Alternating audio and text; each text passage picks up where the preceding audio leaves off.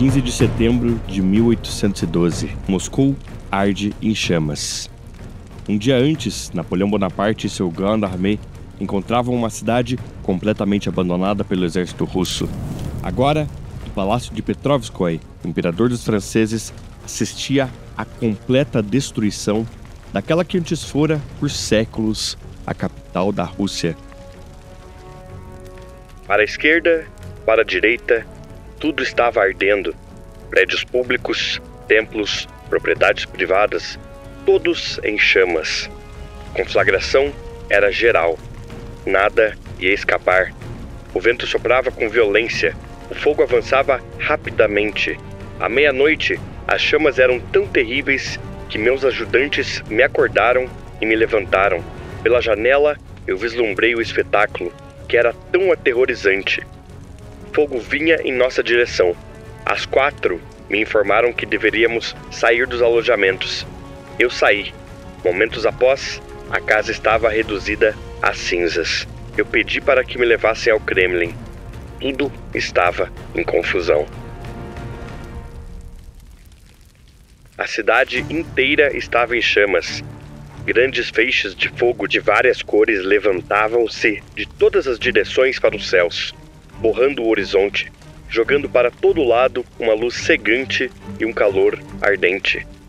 Esses feixes, girando em todas as direções com a violência do vento, eram acompanhados em seu acender por um assobio medonho, por explosões trovejantes, resultado da combustão de pós, salpetre, óleos e álcool nas casas e lojas.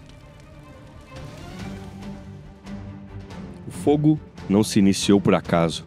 Sob ordens do governador-geral de Moscou, Fyodor Rostopchin, um pequeno destacamento de oficiais ficou encarregado de atear fogo em diversos pontos da cidade. Os oficiais contavam com a ajuda de alguns prisioneiros de Moscou, que receberam sua liberdade em troca de auxiliar no incêndio. Muitos deles seriam depois capturados e executados por tropas francesas. Já o exército de Napoleão, reduzido a uma mera sombra de seu antigo esplendor, perde quase completamente o controle, e o que não é consumido pelas chamas é pilhado. Durante 4 dias, Moscou arderia em chamas. Estimativas indicam que entre 70% e 80% da cidade, composta majoritariamente de edifícios de madeira, foi completamente consumida e os poucos distritos intactos ou parcialmente destruídos se abarrotavam de soldados de todas as nações da Europa, que agora disputavam espaço e os poucos suprimentos restantes. Um tenente comentou: Era visível que estávamos perecendo lentamente, mas a nossa fé no gênio de Napoleão, em seus muitos anos de triunfo, era tão ilimitada que essas conversas sempre terminaram com a conclusão de que ele deveria saber melhor do que nós o que estava fazendo. A este ponto, Napoleão acreditava piamente que o czar russo não demoraria a enviar uma delegação para negociar a paz que tão desesperadamente era necessária para o imperador dos franceses, que meses atrás invadira a Rússia tão somente para submeter Alexandre novamente a seu sistema continental e a sua aliança. Por dias, Napoleão enviara mensagens para o czar Alexandre, sem obter nenhuma resposta. Para um de seus diplomatas, ele disse: Quero paz, preciso de paz, necessito ter paz. Napoleão não desejava passar o inverno em Moscou, mas também relutava em tomar uma atitude, certo de que Alexandre enviaria uma delegação de negociações. Próximo do fim daquele setembro de 1812, Napoleão Bonaparte contava consigo em Moscou cerca de 100.000 soldados. Para o norte, o corpo do Marechal MacDonald, com aproximadamente 25.000 homens, ainda tinha dificuldades em sitiar Riga. Protegendo o flanco norte do Grande Armée, o Dinot, com cerca de 20.000 soldados, guardava o flanco e deveria atrasar o exército da Finlândia, comandado pelo Marechal Wittgenstein, porém com grande dificuldade. Na região de Smolensk, o corpo reserva do Marechal Victor, com cerca de 30.000 soldados, guardava a linha de retirada e preparava-se para marchar para o norte para auxiliar o Dinot. Ao sul, Schwarzenberg e seus 30.000 austríacos seguiam vigiando de perto as forças de Tormasov, embora enfrentando ação muito menor. E por último, cerca de 15.000 soldados espalhados em diversas guarnições em vilas e cidades tomadas anteriormente. Somados, o Grande Armée era composto por algo entre 190 e 200.000 homens, uma vaga reminiscência dos 600.000 que entraram na Rússia naquele verão. Em suas mãos, o imperador possuía poucas opções. Marchar de volta pelo caminho por onde veio, ainda com a vantagem de ter pleno conhecimento da rota, onde também contaria com armazéns e guarnições francesas.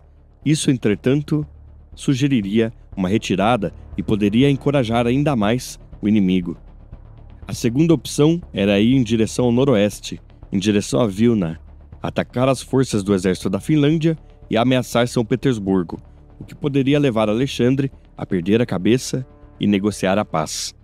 A terceira opção era marchar para o sul, atacar o Marechal Kutuzov e depois ir em direção a Minsk. A decisão, entretanto, só viria no último momento possível. A insistência de permanecer em Moscou aumentava a cada dia os problemas de seu exército. Milhares de feridos, que poderiam ser despachados para Smolensk ou Vilna, onde receberiam tratamento em melhores condições, inundavam os alojamentos. Outros tantos milhares de cavaleiros sem montaria, que poderiam retornar para a Polônia, onde conseguiriam novos cavalos, eram mantidos na Rússia. No lado russo, a situação não era muito melhor. Desmoralizados não somente após a derrota em Borodino, mas pelo abandono de sua capital sagrada, o exército é reduzido a uma mera sombra de seu esplendor. Rostopchin, então responsável pelo incêndio da cidade, comentou: Os soldados não são mais um exército, mas uma horda de bandidos, saqueando diante dos olhos de seu comandante. Não é possível atirar neles. Como se pune milhares de homens por dia? O clima entre os comandantes não era mais amistoso. Os generais culpavam uns aos outros pelos reveses da campanha, desde incompetência até mesmo traição. Barclay era acusado de conspirar contra a Rússia.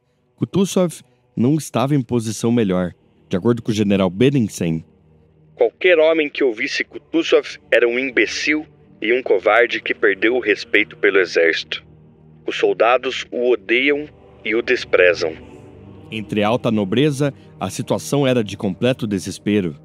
Joseph de Maistre, filósofo e escritor francês que imigrara para a Rússia após a Revolução Francesa, descreveu: Durante os últimos 20 anos, eu estive presente nos funerais de diversas monarquias, mas nenhum me impactou tanto quanto o que eu vejo agora, pois eu nunca vi algo tão poderoso cambalear. Para todo lado que olho, eu vejo carroças e barcos abarrotados. Eu ouço a linguagem do medo, do ressentimento e até mesmo da má vontade. Eu vejo mais de um sintoma terrível. Se nas forças armadas e na nobreza a situação parecia irremediável, a sociedade russa respondeu de forma diametralmente oposta. Uma onda de patriotismo e devoção ao czar surgiu em todas as classes, dos servos aos senhores de terras. Jovens fugiam de suas casas para juntarem-se ao exército e formar milícias. Tártaros, georgianos, básqueres, calmucos e diversos outros povos, habitantes dos mais longínquos rincões do império, declararam sua vontade de lutar. Grupos de cavalheiros compunham milícias e voluntariavam-se com o dinheiro de seus próprios bolsos, e mercadores fixavam preços de alimentos e outras provisões, como forma de contribuir para o esforço de guerra. É claro, sua guerra também era contra o sistema continental de Napoleão. No fronte doméstico, o czar Alexandre conclamou toda a sociedade russa na forma de um manifesto.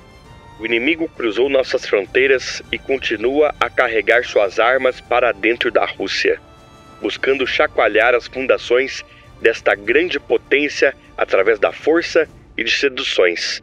Nós agora apelamos para todos os nossos súditos, para todas as regiões e condições espirituais e temporais. para levantar-se conosco de forma unida e universal contra os esquemas e esforços inimigos. Bravos descendentes dos corajosos eslavos, vocês sempre destruíram os dentes dos leões e tigres que quiseram os atacar. Que todos se unam, com a cruz em seus corações e as armas em suas mãos. Nenhuma força humana irá derrotá-los. Após a derrota em Borodino e o abandono de Moscou, Kutuzov marchou na direção sul, onde montou um acampamento em Tarutino. Ali, começou a reformar seu exército. Naqueles primeiros dias após a queda de Moscou, o exército está em estado de quase completa desorganização. Naquele setembro, Kutuzov conta com cerca de 85 mil homens, a maioria sobreviventes da Batalha de Borodino e reservas das guarnições de Moscou, sob comando do general Miloradovich. Para o sul, Tormasov ainda contava com cerca de 30 mil homens e era responsável por bloquear os austríacos sob o comando de Schwarzenberg. Ao norte, Wittgenstein comandava o exército da Finlândia e era encarregado de proteger São Petersburgo. Ainda no começo da campanha, os russos possuíam um quarto exército, o exército do Danúbio, ou da Moldávia, comandado pelo almirante Pavel Chichagov, que em junho era apostado na Bulgária e que anteriormente estivera envolvido nas operações contra os otomanos. Este exército também possuía aproximados 30 mil soldados. Dada a situação ao fim de agosto, o exército do Danúbio recebera ordens para marchar para o norte e fechar o caminho de Napoleão no caso de uma retirada. Somadas essas forças aos cossacos e outras milícias irregulares, os russos somavam cerca de 200 mil homens. Perto da retaguarda russa em Tarutino, estava sempre a vanguarda francesa, comandada pelo Marechal Murat e sua cavalaria. Junto dele estava também o corpo polonês do general Poniatowski. Murat estabeleceu seu acampamento nas vilas de Vinkovo e Voronovo, a cerca de 20 quilômetros de Kutuzov. Ali, uma situação no mínimo curiosa tomou o palco. Com ambos os lados esperando uma declaração de paz e completamente exaustos, uma trégua não anunciada foi estabelecida. Em certa ocasião, um grupo de coleta francês e outro russo encontraram o mesmo rebanho de vacas na terra de ninguém. Amigavelmente, ambos os grupos dividiram os animais e seguiram seus caminhos. Patrulhas e sentinelas passariam os dias conversando com suas contrapartes. Murat, que frequentemente cavalgava sozinho pelos campos, em certa ocasião encontrou Miloradovich inspecionando seus postos avançados. Ambos aproximaram-se e conversaram brevemente. Apesar da situação amistosa entre ambas as forças ali presentes, a vida dos franceses e poloneses parecia a cada dia pior. Os escassos recursos atingiam particularmente a cavalaria, que diminuía dia após dia. Um tenente polonês relatou a situação dos cavalos. A situação era tão ruim que mesmo quando nós dobramos cobertas 16 vezes, as suas costas estavam completamente apodrecidas, tanto que a podridão corroía até as selas, com o resultado de que, quando um soldado desmontava, era possível ver as entranhas do cavalo. Como esperavam uma paz, muitos homens dormiam no chão em acampamentos que foram montados não pensando em longas estadias. Em Moscou e seus arredores, a situação se deteriorava rapidamente. Com boa parte das construções destruídas, restava aos franceses e seus aliados utilizar as igrejas e capelas como armazéns e estábulos. Se antes já corriam rumores de que Napoleão vinha para converter os russos ao catolicismo, essa informação somente confirmou o rumor. Camponeses formavam pequenas milícias e emboscavam os grupos de franceses que eram enviados para buscar recursos. Um tenente lembrou. Enquanto nos aproximávamos de uma vila para pedir alguns suprimentos, eu vi um prisioneiro francês ser vendido para os camponeses por 25 rublos. Eles o batizaram com óleo fervente e o empalaram vivo com um pedaço de ferro quente. A resposta francesa a esses ataques não era diferente do esperado, e a brutalidade escalava em ambos os lados. Camponeses que antes tentavam vender produtos em Moscou eram espancados e roubados pelas tropas. O outono começava a dar espaço ao inverno, e em meados de outubro, a primeira neve caiu. um soldado, em uma carta para seus pais, comentou: Meu muito querido pai e mãe, não há muito a dizer, além de que o clima é terrível. Está congelante desde setembro, mas graças a Deus, o frio não tem me afetado. A fome, o clima e o cansaço arruinaram nossos exércitos. No verão, nós sempre derrotamos os russos, mas eles nos disseram que 2 bons generais vinham ajudá-los: a fome e o frio.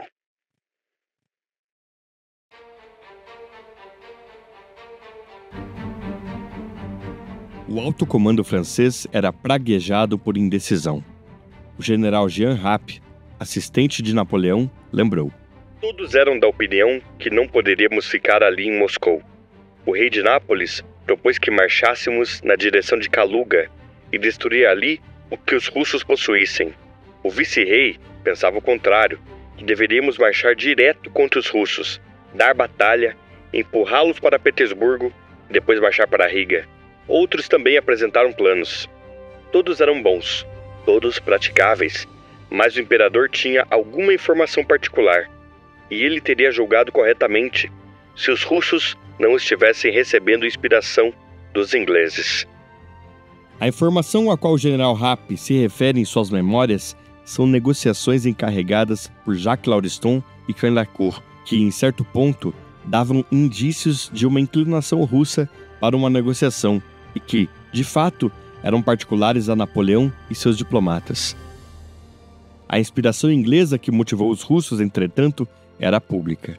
Ao final ainda daquele julho, forças francesas eram derrotadas em Salamanca e Madrid era liberada pelos ingleses. As notícias só chegaram aos russos em setembro e foram um grande impulso moral para a continuação da guerra. O tempo passou e a paz não veio. Alexandre, agora motivado pelos desenvolvimentos na Guerra Peninsular, também estava imbuído do espírito patriótico do povo de seu país, revestido pela vingança de ver sua cidade mais preciosa ser transformada em uma ruína e da fúria de centenas de milhares de russos, civis ou militares, que haviam derramado seu sangue. O raiar do dia 18 de outubro apresentou uma surpresa. Kutuzov finalmente havia reformado seu exército e agora contava com uma força de 100.000 homens. Seu primeiro passo foi remover Murat de seu encalço. Com uma força de 35.000 soldados sob o comando do general Bennigsen, os russos lançaram um ataque surpresa contra Murat, que apesar da desordem oferece dura resistência, mas recua, amargando cerca de 5.000 baixas. A batalha não fora de grande ganho estratégico para Kutuzov, mas quebrava o mito da invencibilidade do exército de Napoleão. As notícias de Tarutino logo chegaram em Moscou e forçaram Napoleão a finalmente tomar uma decisão. As negociações não viriam. Para Jean Rapp, Bonaparte disse: Nós vamos recuar para as fronteiras da Polônia pela estrada de Kaluga e tomaremos bons alojamentos de inverno. Espero que Alexandre faça a paz. O imperador aderiu à ideia de Murat e escolher a rota sul para o seu exército. O plano consistia em descer pela velha estrada de Kaluga e depois fazer uma manobra para o oeste. Murat e seu corpo de cavalaria deveriam vigiar Kutuzov, de modo a impedir um ataque contra a força principal.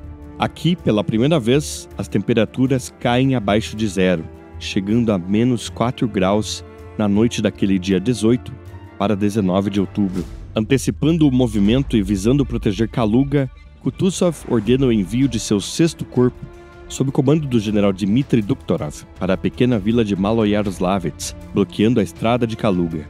O corpo italiano, sob o comando do filho adotivo de Napoleão, Eugênio de Beauharnais, foi o primeiro a alcançar Maloyaroslavets no dia 28 de outubro, pelo norte, e tomar posições ao norte e centro da vila. Duktorov chegaria apenas na manhã do dia 24, pelo sul, e imediatamente entraria em combate com Eugênio. 32.000 russos lutaram contra 24.000 italianos. Graças às fortificações feitas no centro da vila no dia anterior, Eugênio é capaz de defender-se do ataque. Até o fim do dia, a vila trocaria de mãos 8 vezes e a luta seguiria muito além do anoitecer. Robert Wilson, general britânico a serviço de Kutuzov, assistiu o combate. O estalar das chamas, as sombras dos combatentes passando por elas, o assobio da metralha voando dos canhões, o ralhar dos mosquetes, as bolas de canhão viajando pela atmosfera, os gritos selvagens dos combatentes e todos os acompanhamentos da sanguinária luta formaram um conjunto que raramente se vê. Os italianos de Eugene lutaram com tenacidade e ao fim daquela noite eram senhores da vila, com generais franceses e russos reconhecendo a luta como um verdadeiro feito de armas. O exército italiano demonstrou qualidades que certamente o colocam junto das tropas mais bravas da Europa. Ainda durante aquela noite, Kutuzov tomava posições junto de Duktorov, ao sul, e bloqueava a estrada de Kaluga com 90 mil soldados. Napoleão, junto de seus marechais, está em um dilema. O imperador quer aguardar reforços chegarem de Moscou e enfrentar Kutuzov ali mesmo, mas a maioria de seus generais é contra. Ainda antes do primeiro raiar do sol, Napoleão sai para investigar as posições inimigas. As ruas estavam infestadas de corpos, muitos deles terrivelmente mutilados pelas rodas dos canhões e carroças. O que aumentava o horror era o grande número daqueles que haviam caído vitimados pelo fogo e que estavam escurecidos ou esturricados, dependendo se tinham sido levemente queimados ou totalmente calcinados. Ali, Napoleão passa por um dos episódios mais marcantes de sua campanha.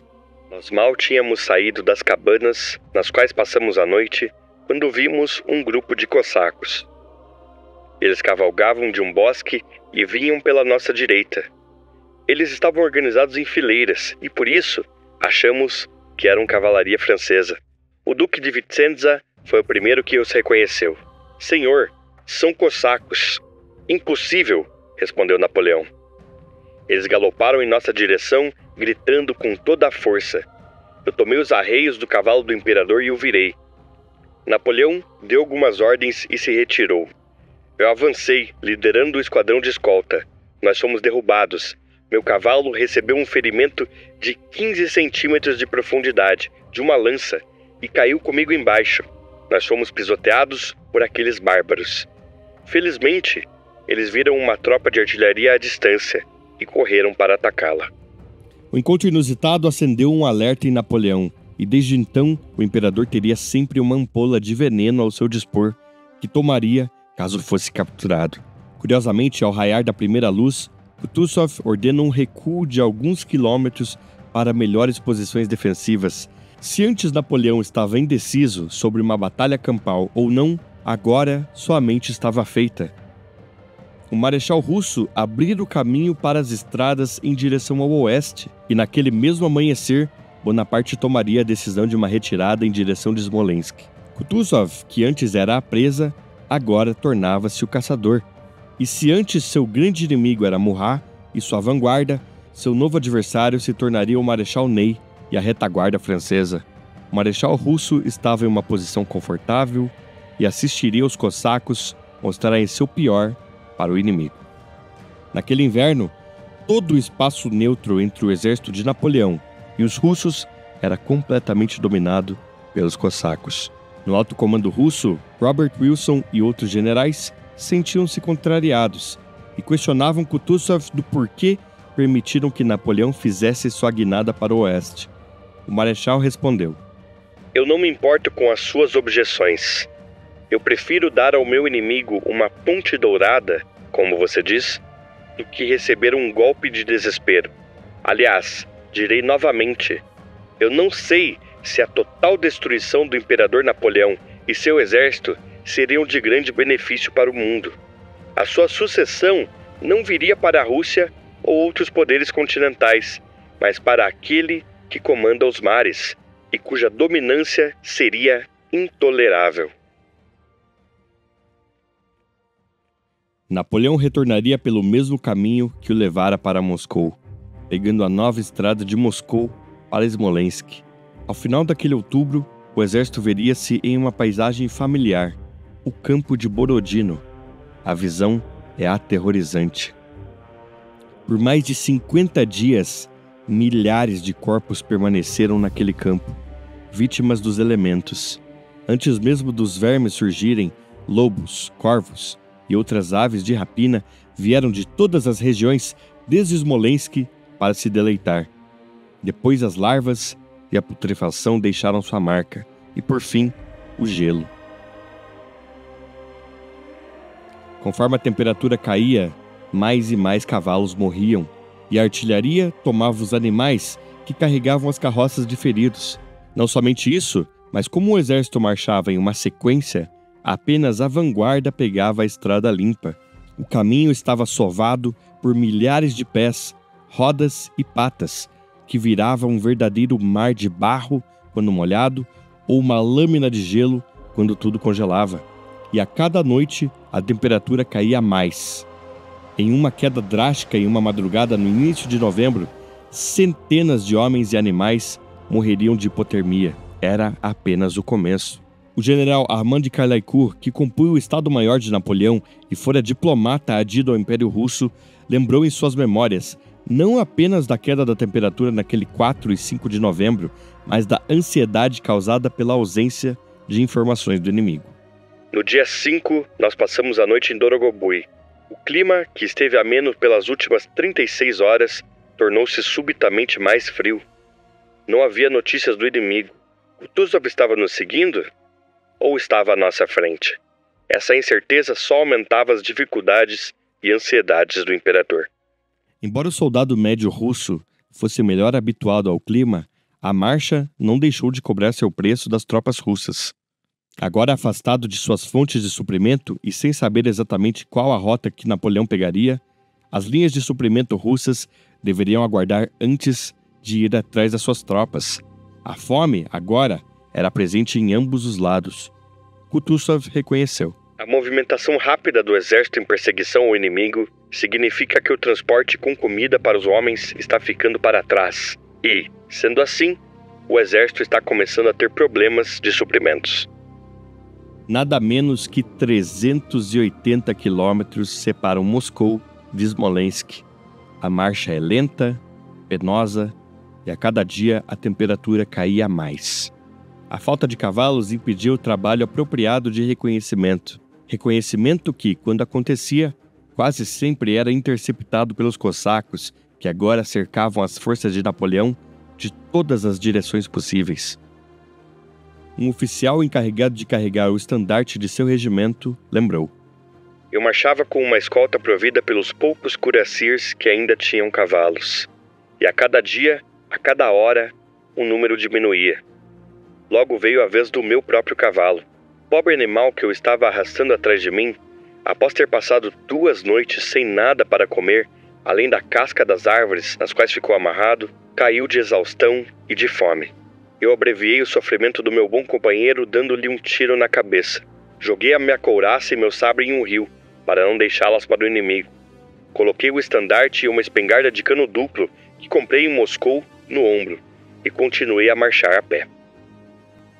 A exaustão é tema comum em todo o exército. Heinrich Ross, médico de Württemberg, adido ao 3º Corpo do Marechal Ney, comentou. A necessidade de dormir nos custou muitos companheiros, especialmente os mais novos, que particularmente precisavam dormir mais. Alguns, quando dormiam sozinhos, não escutavam o levantar do acampamento, eram deixados para trás e se perdiam. Outros caíam de cansaço assim que chegávamos em qualquer lugar e esqueciam de comer, pelo pouco que fosse, e ao amanhecer tinham de marchar com o estômago vazio. As forças de Napoleão, neste ponto, se estendiam por uma área de nada menos que 100 quilômetros. À frente, Murat e sua cavalaria, acompanhado diretamente de Napoleão e sua guarda. Logo após, os diversos corpos de vários exércitos estrangeiros. E, por fim, Davout e Ney. Até Smolensk, nenhum grande confronto ocorrera entre as forças de Napoleão e Kutuzov, com exceção de um, em Vyazma, ainda em 3 de novembro. Na ocasião, elementos avançados russos, sob o comando de Miloradovich, duelaram contra as forças de Ney e Davout, resultando em uma parcial vitória russa, uma vez que os corpos franceses seguiam em sua retirada. Vyazma mostrou que ainda havia muita capacidade de luta entre as tropas francesas, e também revelaram uma fraqueza crescente. Um tenente russo comentou. Nossa superioridade era clara. O inimigo possuía quase nenhuma cavalaria e, em contraste com ocasiões anteriores, sua artilharia estava fraca e pouco efetiva. Nós nos rejubilamos com a gloriosa vitória e vimos nossa superioridade diante do terrível inimigo. A falta de cavalaria não tornava apenas operações de reconhecimento ineficientes, mas impedia a apropriada movimentação da artilharia, em particular das baterias que deveriam acompanhar os regimentos da infantaria.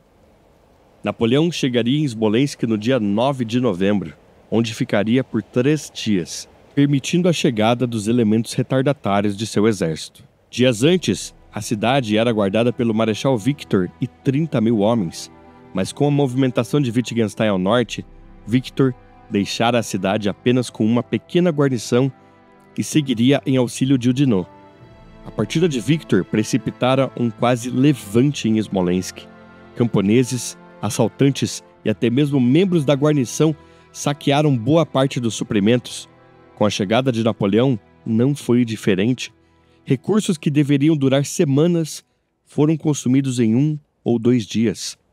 A estadia em Smolensk seria um alívio para a maioria dos soldados, que, embora com poucos suprimentos, puderam descansar em acomodações minimamente adequadas.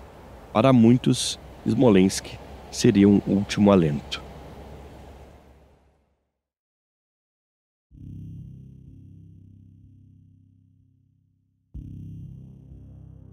Murat deixava Smolensk ao amanhecer do dia 12 de novembro. Seu objetivo agora é cruzar o rio Dnieper na cidade de Orsha. Napoleão seguiria no dia 13, com a velha guarda. Mortier na sequência com a jovem guarda, no dia 14. Eugène, Davout e Ney deveriam seguir com um intervalo de 1 dia entre um e outro. A este ponto, o gelo já é uma presença universal. Nevascas fortes eram comuns e a temperatura chegava a menos 25 graus. Durante a estadia em Smolensk, Kutuzov alcançara o Grande Armée e no mesmo dia 12 poderia perfeitamente colocar seu exército diante do imperador e forçá-lo a lutar em direção a Orsha. A este ponto, as forças de Bonaparte estão reduzidas a cerca de 41 mil soldados, com plena capacidade de combate, somados a 5 mil soldados de cavalaria e outros 3 mil cavaleiros cumprindo o papel de infantaria. Outros 30 mil incapazes de combate também tentavam seguir o exército. Eram estes civis que fugiam com o exército, feridos, mutilados ou moribundos. Quase todos estes seriam eventualmente capturados, mortos pelos cossacos ou simplesmente sucumbiriam às condições. Kutuzov, entretanto, permaneceu fiel ao seu sistema de oferecer uma passagem para os franceses. O marechal temia que, se obrigasse Napoleão a usar sua guarda em um assalto desesperado, causaria derramamento de sangue desnecessário, inclusive podendo ser derrotado, ainda mais considerando que cerca de 60% de seu exército eram de conscritos recentemente recrutados. Seus generais o pressionavam para obrigar Napoleão a uma batalha campal. Miloradovich, respondendo um de seus subordinados, que demonstrava grande fúria ao ser impedido de engajar o inimigo, disse: "O marechal de campo proibiu nosso envolvimento em batalha. A visão do velho é esta: se nós levarmos o inimigo ao desespero, irá nos custar sangue desnecessário, mas se nós o deixarmos correr e dermos a ele uma escolta decente, ele se destruirá sozinho no curso de alguns dias. Pessoas não vivem de vento, neve não é um bom acampamento e sem cavalos não é possível que ele mova sua comida, munições ou canhões." Kutuzov elaborou um plano para destruir o exército de Napoleão sem colocá-lo em uma batalha campal. 110 quilômetros separam Smolensk da passagem do Dnieper em Orsha. A região consiste de uma série de morros, declives, ravinas, pequenos riachos e, somado a isso, neve tão densa que em certas regiões chegava ao joelho. Kutuzov dispensaria 80 mil tropas ao longo da estrada em posições estratégicas, auxiliadas de artilharia leve, transportada a cavalo. Sua principal força ficaria logo ao oeste da vila de Krasnoy, comandadas pelo próprio Kutuzov e Tormasov, com 20 mil soldados. Tormasov, que fora removido de seu exército da Bielorrússia e agora tomava comando junto do exército de Kutuzov. Imediatamente ao sul da vila, o general Galitzin, também sob comando de Kutuzov, aguardaria com 15 mil homens. Ainda ao longo da estrada, Miloradovich com 20 mil. Isolado nas proximidades de Krasnoy, a oeste, Ojarovsky, com cerca de 8 mil homens. Esta coluna, formada primariamente de cavalaria e cossacos, poderia atuar em diversos pontos do campo. Ao norte, a fim de garantir que os franceses não cruzassem o Dnieper em outras áreas, Platov aguardava com 10 mil cossacos. E, de modo geral, cerca de 20 mil cossacos estariam presentes em Krasnoy, os demais envolvidos em outros regimentos. Kutuzov planejava manter sua ponte dourada para Napoleão, permitindo que o imperador marchasse para Orsha com sua guarda e os elementos mais poderosos de seu exército, fustigando-os à distância. O cerco então se fecharia contra os retardatários Ney, Davout, Poniatovsky e Eugène, que deveriam ser efetivamente aniquilados.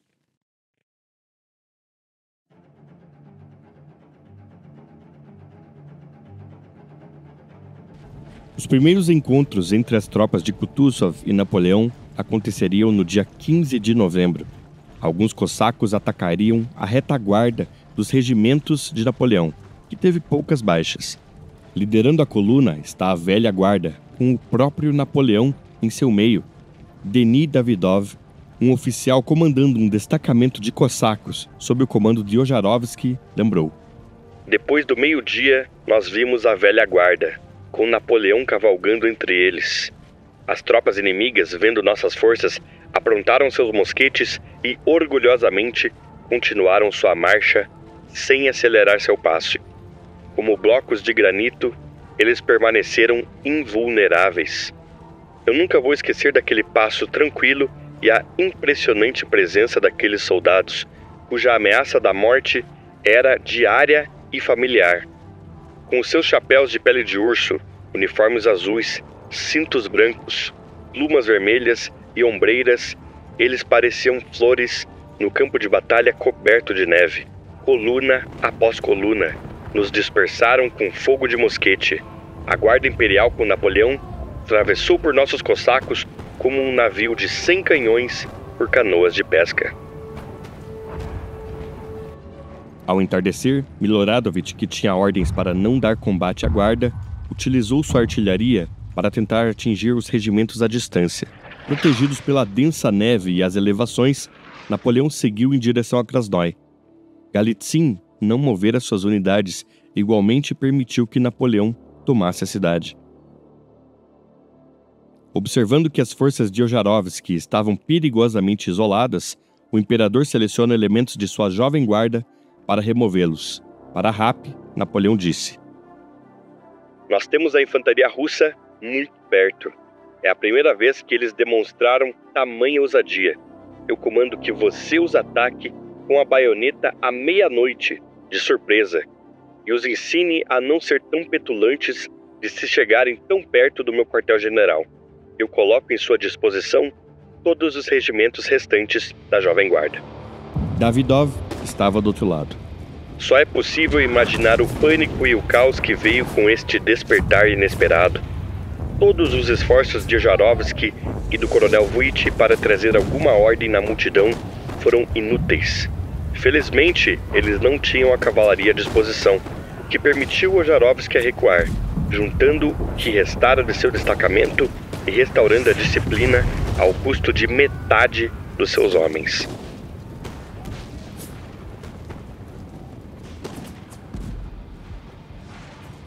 Após a derrota de Ojarovsky, Napoleão decide permanecer na vila e aguardar pela chegada dos corpos de Eugène, Ney e Davout. Por ora, os russos não atacaram.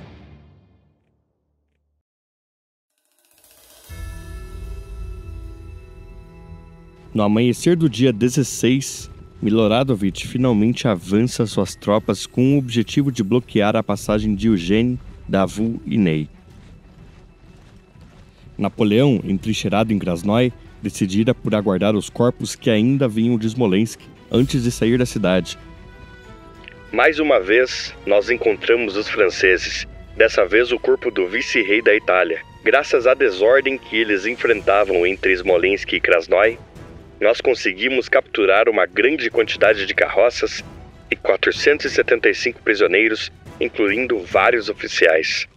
Reduzidos a cerca de 5.000 homens, o corpo italiano toma posições em elevações enquanto é fustigado de todos os lados por tropas de Miloradovich.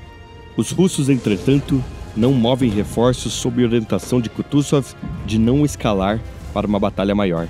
Eugênio toma posições em uma elevação de onde consegue utilizar os 2 últimos canhões que lhe restam, de modo a dispersar os cossacos e pequenas incursões de infantaria.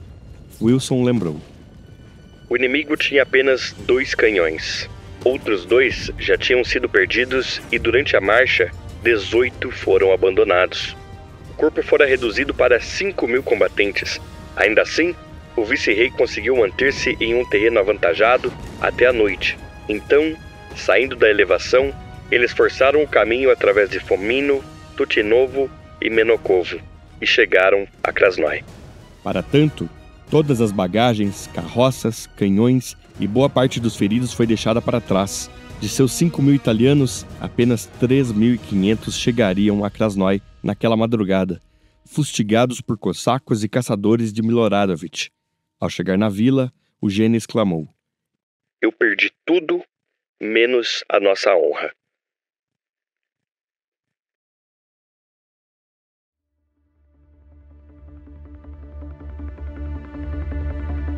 Ao receber notícias do bloqueio de Miloradovich, Napoleão logo desenha um plano para tentar restaurar as linhas de comunicação com os corpos de Ney e Davout. À sua imediata disposição, há apenas 15.000 soldados de infantaria, 2.000 de cavalaria e 30 canhões, somados aos 3.500 soldados de Eugênio. Napoleão despacha o corpo italiano na direção oeste para garantir a passagem em direção a Orsha. Na sequência, o general Mortier comandaria o avanço dos regimentos da Jovem Guarda contra as forças de Miloradovich. Kutuzov logo percebe a manobra e manda que suas forças recuem, deixando apenas alguns grupos de cossacos para fustigar o inimigo. Davout é o primeiro a sair de Smolensk ainda às 3 horas da madrugada daquele dia 17. Sabendo do desastre de Eugênio, ele logo envia um despacho para Ney da necessidade de juntar-se com as forças de Napoleão o quanto antes. Algum tempo depois, Kutuzov permitira que Miloradovich avançasse mais uma vez e abrisse seus canhões contra as tropas. Napoleão, para permitir o retorno de Davout, posicionara suas forças em 2 colunas, cobrindo a estrada, e ao mesmo tempo, ele e sua velha guarda iniciavam a marcha em direção a Orsha, liderados por Eugênio, que já iniciava uma violenta luta contra as forças de Ojarovsky. Em Krasnoi, os regimentos de Miloradovich atacam frontalmente os regimentos franceses diante da estrada. Não envolvido no combate ainda, Galitzin avança em auxílio de Miloradovich, mas é parado por uma coluna de caçadores da cavalaria da guarda. Os russos formam quadrados para fazer oposição à cavalaria, mas os caçadores traziam consigo 2 peças de artilharia e disparam a metralha a queima-roupa contra os russos. Ali, regimentos inteiros de Galitzin seriam completamente aniquilados. Kutuzov percebe que a ação pode escalar para uma batalha e ordena que sua infantaria recue, deixando a ação somente para a artilharia. Sem canhões suficientes para o revide, a guarda é virtualmente aniquilada. Eles matavam sem perecer. Por 3 horas, as tropas receberam morte sem fazer o menor movimento para evitá-la e sem serem capazes de revidar. Davout estava salvo, a custo dos últimos regimentos intactos da Jovem Guarda.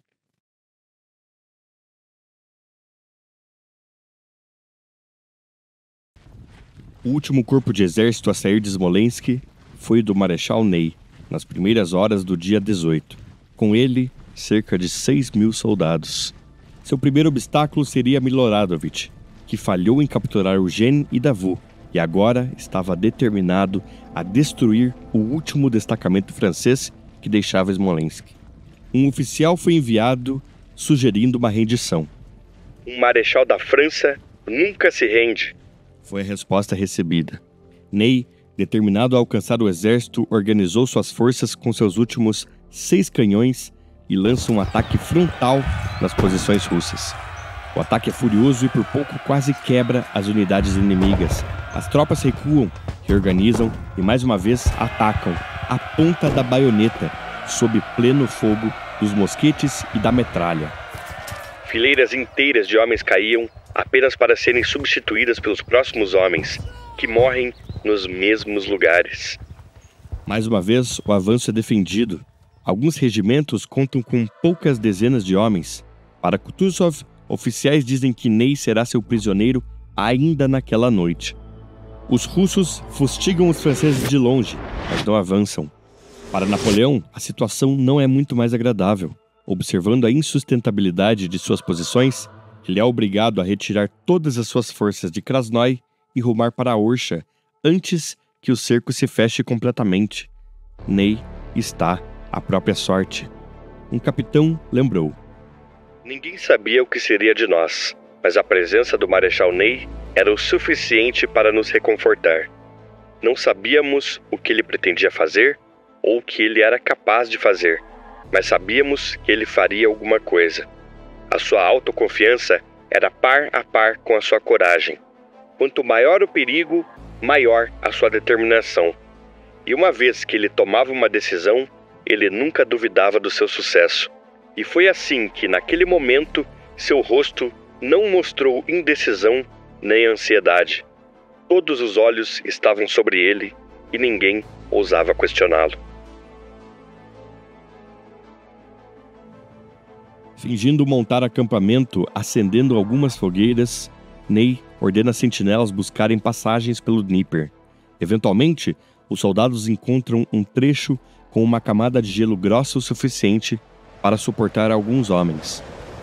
Na calada da noite e em absoluto silêncio, os homens deixam suas posições e rumam para o norte.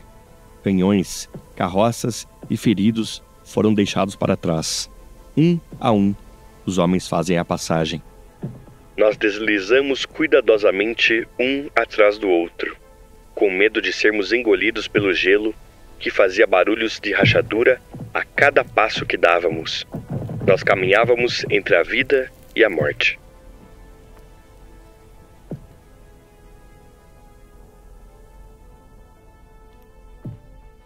Ao atingir a margem norte, os homens encontram um pequeno vilarejo, onde se escondem pelo resto da noite e coletam alguns suprimentos. Miloradovich ficou na margem sul, mas ao norte estavam os cossacos de Platov. À primeira luz do dia 19, os homens marcham para o oeste. Não demorou até que fossem encontrados pelos cossacos, que empregariam pequenos raids contra o grupo, que agora não ultrapassava 2.000 soldados. Um sargento caiu ao meu lado, sua perna destroçada por um tiro de carabina. Sou um homem condenado. Peguem minha mochila. Pode ser útil, ele disse. Alguém pegou sua mochila e continuamos andando em silêncio. Pela neve até a altura dos joelhos, eles caminharam e caminharam, até que encontraram a primeira sentinela de Eugêne. Ney estava salvo. Ao receber a notícia do retorno de seu marechal, Napoleão lhe daria a alcunha de o mais bravo dos bravos.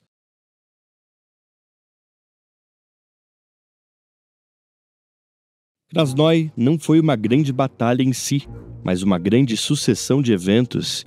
Kutuzov estava confortável com sua posição e, mesmo que quisesse, não teria condições de ultrapassar Napoleão. De todo modo, o resultado dos combates entre 15 e 18 de novembro o deixaram com 20.000 prisioneiros, dos quais quase todos eram feridos e outros incapazes de combate, 200 armas capturadas, somadas a cerca de 10.000 inimigos mortos.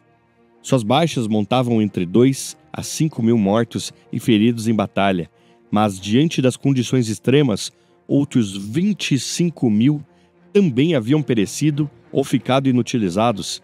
Embora os russos estivessem melhor equipados e melhor providos, eles não eram totalmente imunes ao ambiente. Um tenente russo comentou: Homens e cavalos estão morrendo de fome e exaustão.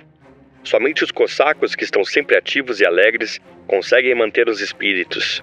O resto de nós tem sofrido muito se arrastando atrás do inimigo.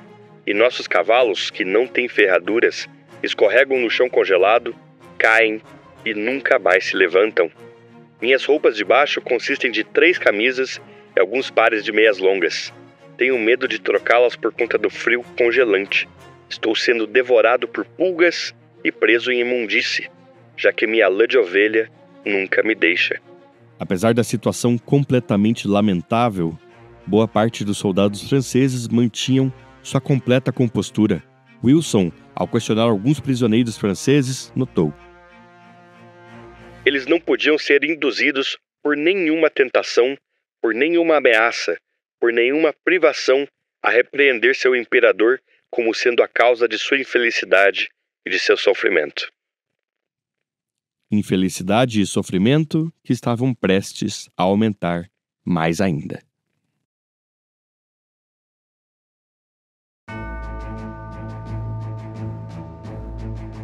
Napoleão permaneceria em Orsha por 2 dias, onde, para a alegria de muitos, encontraria suprimentos em relativa abundância, provisões, armas e munições. Seu exército fora reduzido a pouco mais de 25 mil homens em condições de combate, somados a outros 15 mil incapazes. Oudinot, com 8 mil soldados, e Victor, com 10 mil, recuavam do norte, perseguidos de perto de Wittgenstein. Victor e seu corpo de reserva engajaram Wittgenstein em ocasiões para permitir que Oudinot pudesse encontrar-se logo com Napoleão. Agora Kutuzov, em sua usual relutância, vinha atrás com cerca de 35 mil soldados, porém, o marechal preferiu ocupar as linhas de retirada e permitir que seus outros corpos de exército fechassem o cerco contra os franceses. Wittgenstein vinha pelo norte, com 30 mil, e o exército do Danúbio, do almirante Chichagov, aproximava-se pelo sul, igualmente com 30 mil homens. Outro corpo do exército russo ainda era deixado para impedir que Schwarzenberg se aproximasse dos franceses. O objetivo de Bonaparte agora era cruzar outro rio, o Berezina, e ir em direção de Minsk, que guardava sua maior reserva de suprimentos. A cidade, entretanto, foi tomada por Chichagov ainda no dia 16 e agora o almirante marchava em direção a Borisov, vila que guardava a única ponte pelo Berezina. 100 quilômetros separam Orsha de Borisov. Determinados a fazer a passagem e perseguidos por Wittgenstein, os franceses avançaram. A estrada inteira está coberta com caixas abandonadas, carroças e canhões que ninguém sequer pensou em detonar, queimar ou inutilizar.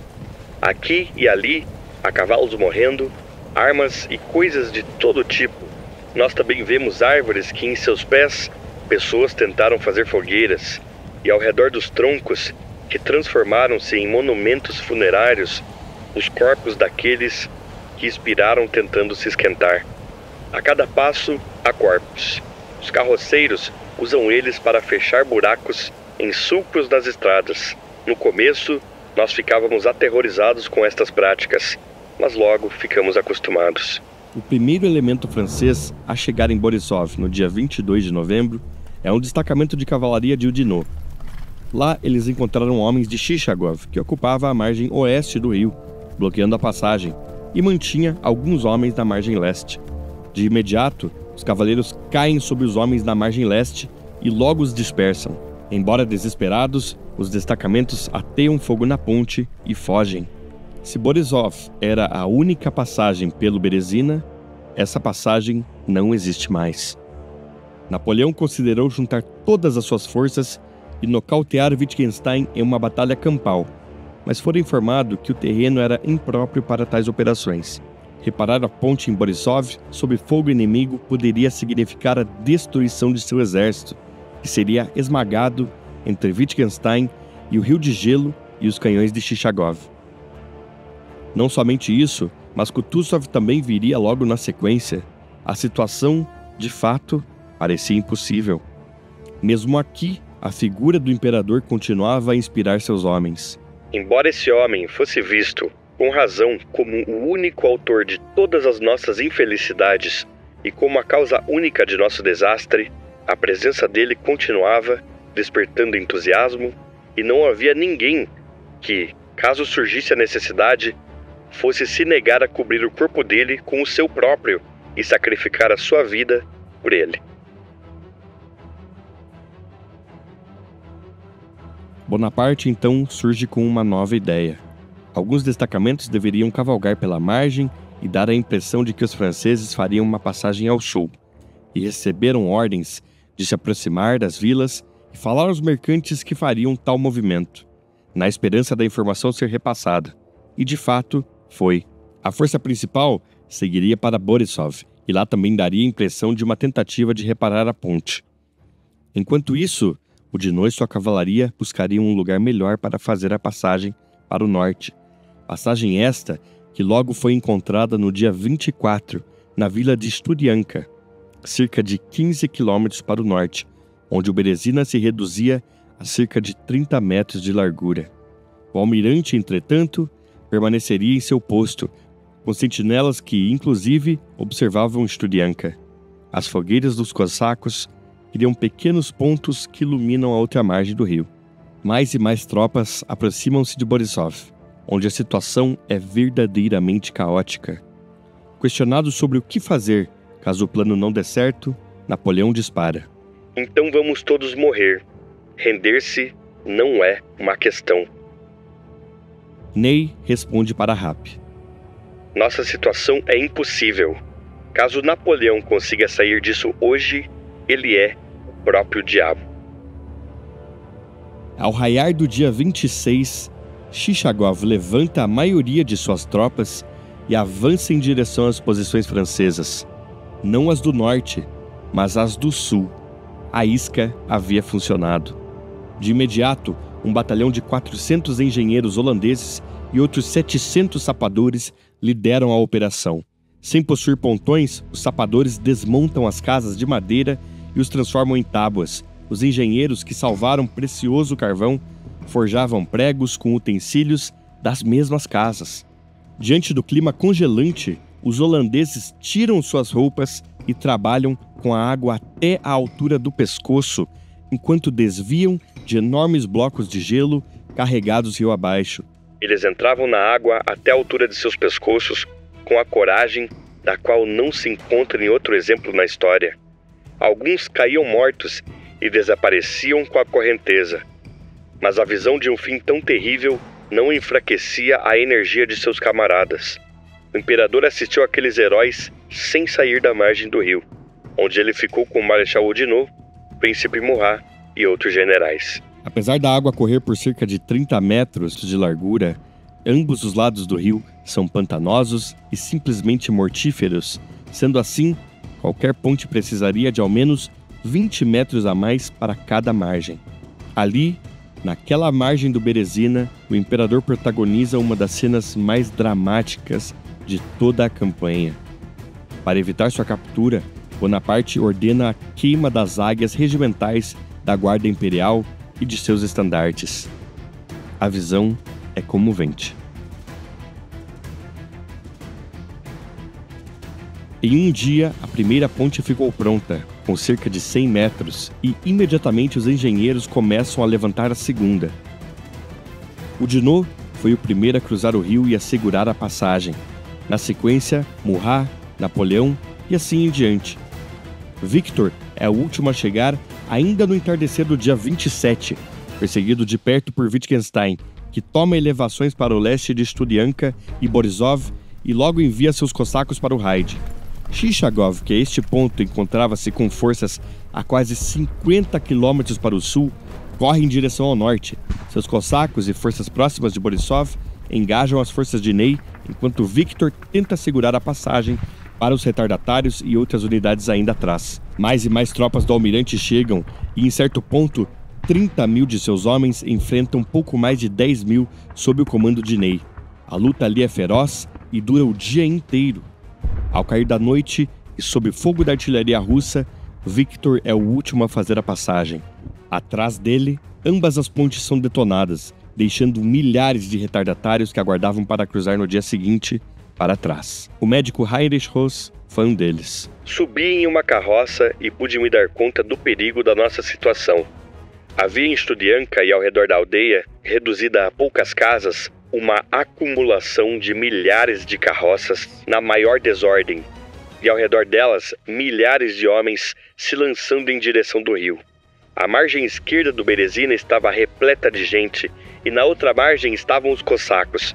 À nossa esquerda e atrás de nós, as linhas de tropas russas, a pé e a cavalo com artilharia, tornavam a nossa posição cada vez mais insustentável. Ros ficaria entre os retardatários que, perdidos, retornam em direção a Borisov e seria eventualmente capturado pelos cossacos.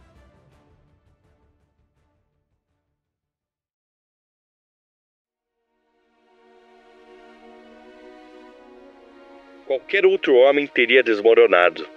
O imperador mostrou ser maior do que os seus infortúnios. Ao invés de desestimulá-lo, essas adversidades extraíam toda a sua energia do seu caráter. Ele demonstrou do que uma coragem nobre e um exército corajoso são capazes diante da maior adversidade. Ao cair da noite, com o fim dos combates, as tropas francesas seguem em marcha na região permeada por rios. Em seu caminho, destroem todas as pontes.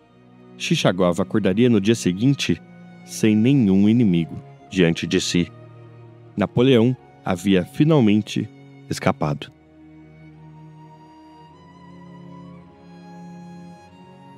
Se os franceses finalmente haviam se livrado dos russos, ainda lhes faltava o retorno pela Lituânia. Os últimos dias de novembro e início de dezembro marcaram uma queda ainda mais drástica nas temperaturas, que em momentos extremos podia chegar a 35 graus negativos. Napoleão deixou seu exército em Vilna no dia 5 de dezembro, partindo a galope direto para Paris com um pequeno esquadrão de cavalaria. Os soldados restantes ainda marchavam a pé em direção à Polônia. O general Jean-François Boulard lembrou: No dia 8 de dezembro, o frio se intensificou. Dormi em uma igreja, num banco perto de uma lareira quente que me causou uma dor aguda nos pés. A nave estava lotada. Muitos homens morreram lá. Gritos aterrorizantes de "Fujam, fujam! Todos estão morrendo aqui!" me acordaram. E eu estava em um terrível estado de desânimo. A invasão de Napoleão à Rússia entre junho e dezembro de 1812 gerou baixas de níveis simplesmente extraordinários. Do lado francês e de seus aliados, que iniciaram a campanha com mais de 600 mil homens, 300 a 350 mil estão mortos. Porém, apenas 100 mil vítimas diretas de combates. 200 mil são vítimas fatais de outras causas, como doenças, frio e exaustão. Outros 150 a 200 mil estão feridos, uma parte considerável deles mutilados por congelamento, sem dedos das mãos ou dos pés, sem orelhas e narizes.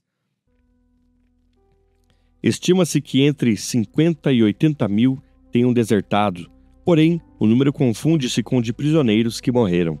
E, por fim, 100 mil prisioneiros, dos quais pelo menos metade morreria em cativeiro, a grande maioria na marcha para as áreas de detenção, em especial no inverno. Do lado russo, os números são igualmente astronômicos. 210 mil homens estão mortos, 150 mil feridos e outros 50 mil são desertores. Somado a isso, algumas estimativas apontam para qualquer coisa entre 600 mil e 1 milhão de civis mortos. Centenas de vilarejos foram simplesmente esvaziados ou apagados do mapa, vítimas da terra arrasada e de tropas de ambos os lados que levavam seus mantimentos. Por último, estima-se que 200 mil cavalos foram vítimas fatais da campanha, quase 150 mil do lado francês, que não podia substituí-los com facilidade. As únicas forças que sobreviveram com algum relativo sucesso foram as de flanqueamento. MacDonald se retirava com 23 mil homens de seus originais 30 mil, e Schwarzenberg com baixas que não ultrapassaram algumas centenas. No dia 14 de dezembro, Ney, que comandava a retaguarda, permitiu que seus homens fizessem a passagem e, de acordo com a lenda, foi o último soldado da Grande Armée a pisar para fora da Rússia. Napoleão finalmente chegaria em Paris no dia 18 de dezembro e imediatamente começaria a levantar um novo exército. No mesmo dia, Kutuzov chegava à Polônia. A este ponto, as notícias do grande desastre na Rússia ecoavam por toda a Europa, e os antigos aliados de Napoleão, em especial aqueles que se aliaram forçadamente aos franceses, faziam preparativos para sua vingança. Os primeiros a romperem com a França foram os prussianos, depois os austríacos, seguidos de diversos estados alemães. O ministro austríaco Clemens von Metternich fizera arranjos secretos antes mesmo do início da campanha, com o objetivo de obter ganhos para a Áustria. Não somente isso, mas incentivou o Marechal Schwarzenberg a não envolver seus austríacos em grandes batalhas durante a campanha, e apesar de alguns confrontos na Ucrânia e Bielorrússia, o corpo austríaco passou toda a campanha na Rússia quase intacto. Antes mesmo do Natal daquele 1812, uma nova coalizão formou-se contra Napoleão. Rússia, Reino Unido, Prússia, Áustria, Suécia e diversos outros estados alemães uniam-se para destruir, de uma vez por todas, o Império Francês. Era o início do fim de Napoleão Bonaparte.